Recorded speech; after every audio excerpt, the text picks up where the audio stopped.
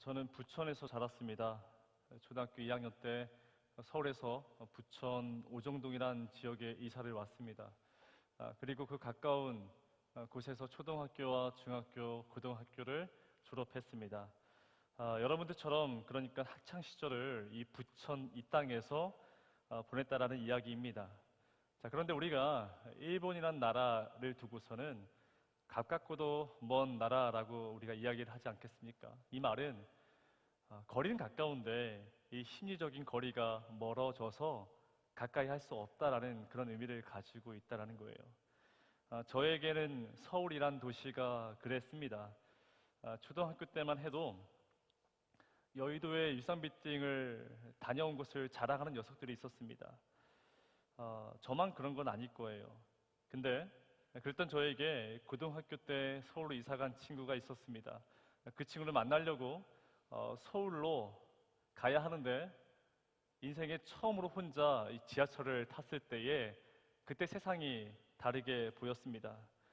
지하철을 1시간 넘게 가다 서다를 반복하며 사람들이 타고 내립니다. 그러면서 치열하게 눈치 게임을 하는데 서로 빈자리를 앉으려고 부단히 애를 쓴다라는 거예요. 그리고 신도림 같은 밀집된 구간에서는 저 내립니다 소리치는 사람, 밀지 마세요 살려달라는 사람, 그 전쟁과 같은 상황 속에서도 꾸준하게 책을 읽는 사람, 이 발 디딜 틈 없는 그 좁은 공간에서 다양한 사람들이 복잡하게 살아가는 그 모습을 보니 세상이 다르게 보였다라는 것입니다. 내가 알고 있던 세상이 전부가 아니구나, 그때 깨닫게 되었습니다. 여러분들에게도 이러한 경험이 다 있으실 것입니다. 세상이 다르게 보이는 경험들. 처음 여행을 갔을 때의 세상이 다르게 보입니다. 사랑하는 사람을 만나게 되면 세상이 다르게 보입니다. 대학을 졸업하고 첫 직장에 갔을 때의 세상이 다르게 보입니다. 결혼을 하고 첫 아이를 출산할 때 세상이 다르게 보입니다.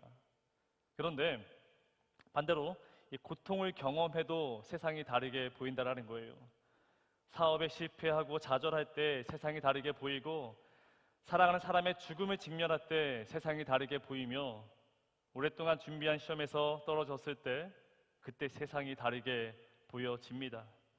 이처럼 때로는 고통을 통해서 세상을 다르게 보게 되기도 하고, 설레는 경험을 통해서도 세상을 다르게 보게 된다라는 거예요. 그렇다면 우리의 예배는 어떨까요? 지금 여러분들은 예배를 드리고 있는데 예배를 드림으로 세상이 다르게 보여지십니까? 아마도 둘 중에 하나 아니겠습니까? 아무런 의미가 없던지, 아니면 이 예배를 통하여서 세상을 바라보는 그 눈이 달라지던지, 그 둘 중에 하나일 것입니다. 오늘 리게인 맞은 말씀을 통해서 여러분들에게 이 예배를 통하여 세상을 달리 볼 수 있는 그런 경험이 되어지기를 바랍니다. 느헤미야, 저번 주까지는 성벽을 재건하는 이야기였습니다. 페르시아 대제국 바벨로니아의 술 맡은 관원장 느헤미야는 하나님의 음성을 들었습니다. 그 음성을 듣고 나서 그는 이제 유다의 충동으로 예루살렘에 가서 성벽을 재건하고자 노력합니다. 그런데 산발락, 도비야, 게셈, 사마리아 사람들이 방해를 합니다. 근데 여러분, 이러한 모습이 제가 저번 주에 말씀드렸죠. 기승전결로 7번이나 계속 반복하여 방해한다라는 거예요.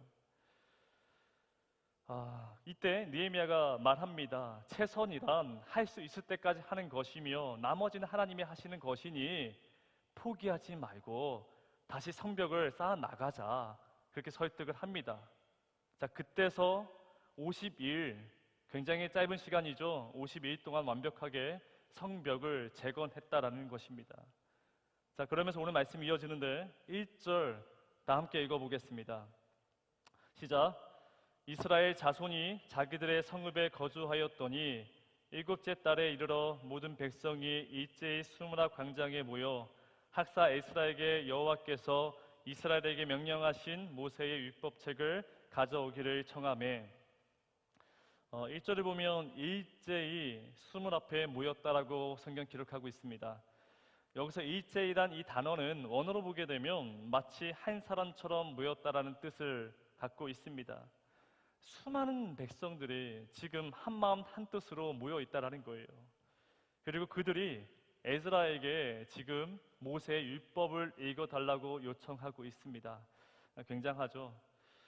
여러분, 성경에서는 이 구약과 신약을 통틀어서 3대 대부흥 집회가 있습니다. 그 첫 번째가 사무엘상 7장에 나와 있는 미스바 대광장 예배입니다. 눌려있고 부패되어진 그 이스라엘 백성들에게 선지자 사무엘은 그들을 미스바 광장에 불러놓고서는 뜨겁게 예배를 드립니다. 그때에 각성하고 다짐하며 이스라엘 나라가 만들어졌습니다. 그리고 오늘 본문에 나와 있는 이 수문 앞 광장 예배, 성벽에는 수많은 분들이 있습니다. 그때 워터게이트 이 수문 앞에 모여서 예배를 드립니다. 나라가 없어지고 포로로 끌려갔던 그들이 성전을 재건하고 이때 예배 드리면서 영적인 부흥을 일으킨 놀라운 사건이었습니다. 그리고 마지막 사도행전 2장에 나오는 오순절 대부흥 운동, 이때 마가의 다락방에서 사람들이 모여서 기도를 합니다. 그랬더니 성령 충만하여 각자 방언을 하게 되고 그러면서 지금의 이 교회가 만들어졌다는 거예요. 미스바 대광장 예배, 수문 앞 광장 예배, 오순절 마가 다락방, 이 세 개의 예배를 살펴보면 핵심은 무엇이냐? 바로 이 예배를 통하여서 역사가 이루어진다라는 것입니다. 다시 말해서 예배를 드렸기 때문에 세상이 다르게 볼 수 있다, 그 경험을 할 수 있었다라는 거예요. 그것을 지금 성경은 말하고 있습니다. 근데 여러분, 우리가 예루살렘이란 이 단어를 얼마나 많이 들었습니까? 근데 여러분, 이 예루살렘이란 이 도시가, 이 성전이 왜 필요하겠습니까? 왜 이들이 성전과 성벽을 재건하기에 노력했을까요? 바로 예배라는 거예요. 그들은 예배를 드려야 하기 때문에 그렇게 노력하며 애썼던 것입니다. 그들에게 예배는 능력이자 세상에 나가서의 경쟁력이기 때문에 그렇습니다. 그래서 성전이 바로 세워지면 그 안에서 예배를 드릴 수 있기 때문에 그들이 세상의 중심이 되어지고, 하지만 성전이 무너지고 없어지면 예배를 드릴 수 없기 때문에 그들은 세상의 주변 자리에 머물러 힘을 못 쓰고 있는 것입니다. 그걸 너무 잘 알고 있었기 때문에 그들은 일제히 한마음 한뜻으로 모여 있다라는 거예요. 문제는 모이는 데까지는 했습니다. 모이기까지는 최선을 다했습니다. 하지만 그 다음은 하나님의 인재가 그 안에 가득 넘쳐야 한다는 거예요. 분명한 것은 인간의 노력으로 이것은 모방도 할 수 있고요, 흉내 낼 수도 있습니다. 사람을 막 쓰러뜨리기도 하고, 또 백화점처럼 밀집되어서 사람들이 많이 모이고, 그렇게 부흥을 우리가 모방할 수 있고 흉내 낼 수는 있습니다. 하지만 하나님의 부흥과 회복은 하나님이 하셔야 하고 하나님의 의지, 하나님의 선택이어만 합니다.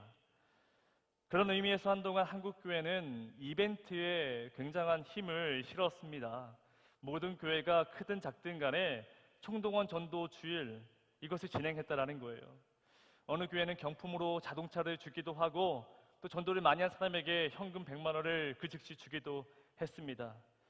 그것을 부흥이라고 말할 수도 있고 또 아니라고도 할 수 있는데, 중요한 것은 하나님이 우리를 부르셔야 한다는 거예요. 하나님이 주체가 되셔서 하나님이 불러 모아야 그 다음이, 그 부흥이라는 것이 이 자리에 그 사람에게 주어진다라고 성경은 말하고 있습니다. 자, 그러니 1절에 일제히 모였다라고 말합니다. 마치 한 사람처럼 다 모여 있다라는 의미입니다. 하나님이 주도하셨다는 것이겠죠. 저는 매주에 이 예배가, 이 동강교회 예배가 그런 예배가 되어지기를 바랍니다. 자, 그래야 하나님의 위로가 우리의 인생 가운데 임하게 되고 하나님의 능력이 우리 안에 부어지게 될 것이며 하나님의 회복이 우리 가운데 나타날 줄 믿습니다. 근데 여러분, 궁금하시죠? 같은 예배를 드리고 있는데 하나님이 주도한 예배는 어떤 것이 다를까요? 지금 이 주일날 우리나라뿐만 아니라 전 세계에 수많은 곳에서 지금 예배를 드리고 있습니다. 다 같은 예배인데 어떤 예배는 하나님이 인도하여 이끌어가 주시고 또 어떤 예배는 그렇지 못하다는 것을 우리가 볼 수 있다는 거예요. 여러분 아시겠지만 이스라엘 백성들은 원래 이런 사람들이 아닙니다. 하나님에 대해서 관심이 1도 없습니다. 이 수많은 영적 지도자들이 목숨 걸고 노력했습니다. 그럼에도 꿈쩍하지 않았던 이 이스라엘 백성들이 지금 뭐라고 말합니까? 에스라를 불러놓고서는 이 모세의 율법을 지금 읽어달라고 말합니다. 우리에게 말씀을 전해달라고 지금 요청하고 있습니다. 굉장히 이례적인 일들이죠. 혹시 지금 여러분들 가운데에 말씀이 궁금하고 성경 공부를 하고 싶은 마음이 혹시 있으십니까? 그건 하나님이 주신 마음이라는 거예요. 아니요, 목사님, 저는 그런 마음이 없는데요. 여러분 곰곰이 생각해 보십시오. 이게 오래 지나서 무뎌진 것이지 우리는 한두 번씩 그런 마음을 다 가져보셨을 것입니다. 하나님을 더 알고 싶고 하나님을 더 믿고 싶고 하나님과 더 가까이 지고 싶은 그 마음이 다 있었을 거라는 거예요. 그 갈급한 마음, 거기서부터 부흥이 시작되는 것입니다. 그렇게 이스라엘 백성들이 아침부터 오전 6시부터 수므라 광장에 모였습니다. 어떻게 보면 이끌렸다는 표현이 더 맞는 거겠죠. 이때 에스라가 특별히 준비한 나무 강단, 이것을 포디움이라고 말하는데 그 높은 단 위에 올라갔습니다. 그리고 5절입니다. 에스라가 모든 백성 위에 서서 그들 목전에 책을 펴니 책을 펼 때에 모든 백성이 일어서니라. 어떻게 합니까? 책을 착 펼쳤더니 일제히 앉아있던 모든 백성들이 일어났다라는 거예요. 약속을 한 것처럼. 여기에는 말씀을 듣는 그 사람들의 간절함과 존경심이 묻어져 있습니다. 저희도 매주마다 말씀을 봉독할 때에 귀찮게 여러분들을 일어나라고 얘기하잖아요. 거기에는 그 의미가 담겨 있다는 것입니다. 말씀 듣는 그 사람의 입장에서는 내가 간절함이, 그 존경심이 그 안에 있다는 것을 보여주는 하나의 의식입니다. 근데 여러분, 뭐 저뿐만 아니라 모든 목사님들이 그러실 것입니다. 한 주의 말씀을 준비할 때 이 정해진 본문을 못해도 100번 이상은 계속해서 읽고 묵상하고 연구합니다. 저는 이 말씀을 계속 묵상하면서 한번 상상해 보았습니다. 특별히 제작되어져 있는 이 높은 단 위에 에즈라가 올라갔습니다. 그리고 지금이야 이 성경책이겠지, 그전에는 아주 커다란 두루마리 책을 가지고 올라와야 합니다. 다 그 앞에 올라서서 이것을 착 펼쳤더니 일제히 수많은 사람들이 자리에서 일어나서 앞을 바라봅니다.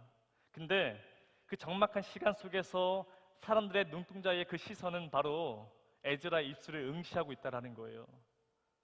그리고 에즈라는 또박또박 큰 목소리로 낭독합니다. 위대하신 하나님 여호와를 송축할지어다. 자, 그랬더니 어떤 일이 벌어질까요? 6절입니다. 우리 이 시간 다 함께 6절을 읽어보도록 하겠습니다. 시작. 에스라가 위대하신 하나님 여호와를 송축하며 모든 백성의 손을 들고 아멘 아멘 하고 응답하고 몸을 굳혀 얼굴을 땅에 대고 여호와께 경배하니라. 아멘.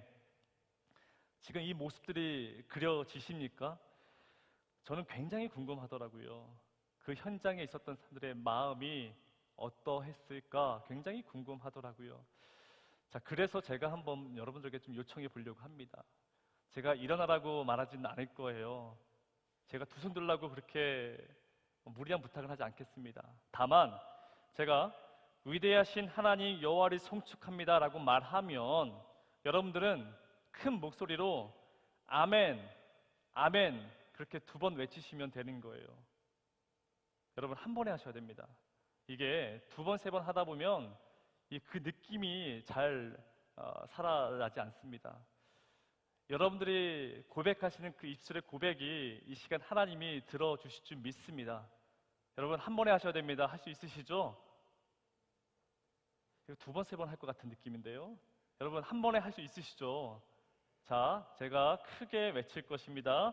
준비하시고 위대하신 하나님 여호와를 송축하십시다. 감사합니다. 좀 느낌 아시겠죠? 내 목소리가 옆 사람에게 들려지고 그 서라운드가 지금 아멘 아멘 이 안에 가득 넘쳐난다는 거예요. 그래서 일제이라는 이 단어가 이럴 때 쓰는 표현이지 않을까 생각해 보았습니다. 그리고 그들은 아멘 아멘 외치고 난 이후에 머리를 땅에 대고 고개 숙여 경배하며 예배를 이어나갑니다. 이때 에스라 학자는 성경을 계속해서 낭독하는데 하필이면 그 책이 히브리어로 된 책이었다라는 거예요.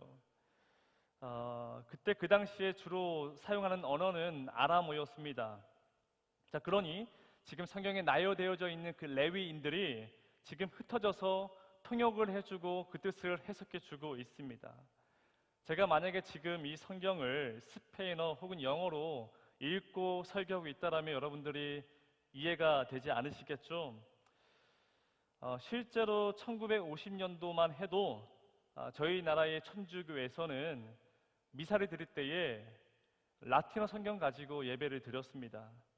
그래서 미사를 드리는 모든 시간들 가운데에 이것이 무슨 의미인지 알 수는 없지만 그저 고개를 끄덕이며 그렇게 예배를 드렸다는 거예요.